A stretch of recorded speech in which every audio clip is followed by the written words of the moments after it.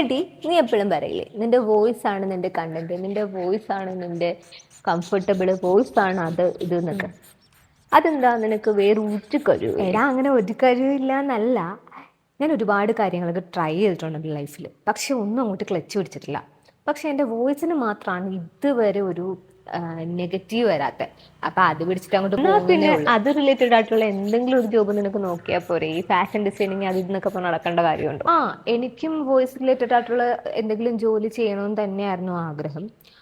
ആ, പക്ഷേ സത്യം പറഞ്ഞാൽ അതിന് എന്താ ചെയ്യേണ്ടതെന്ന് എനിക്ക് അറിഞ്ഞൂടാ. റേഡിയോ ജോക്കി ആവണമെന്ന് എനിക്ക് ആഗ്രഹം ഉണ്ടായിരുന്നു. എൻ്റെ ഒരു ഏജിൽ ഫുള്ള് റേഡിയോ ജോക്കി ആവണമെന്നായിരുന്നു എൻ്റെ ആഗ്രഹം. പക്ഷേ അതിനെന്താ ചെയ്യേണ്ടതെന്ന് എനിക്ക് അറിഞ്ഞൂടാ. അതുപോലെ തന്നെ ഡബ്ബിങ് ആർട്ടിസ്റ്റ് ഇതുവരെ ഞാൻ ഇതുവരെ ട്രൈ ട്രൈ പോലും ചെയ്തിട്ടില്ല. ചെയ്തിട്ടില്ല. ഇതുവരെ ഞാൻ ട്രൈ ചെയ്യോ അതിനുവേണ്ടി എന്തെങ്കിലും എഫേർട്ട് എടുക്കുകയോ ഒന്നും ചെയ്തിട്ടില്ല.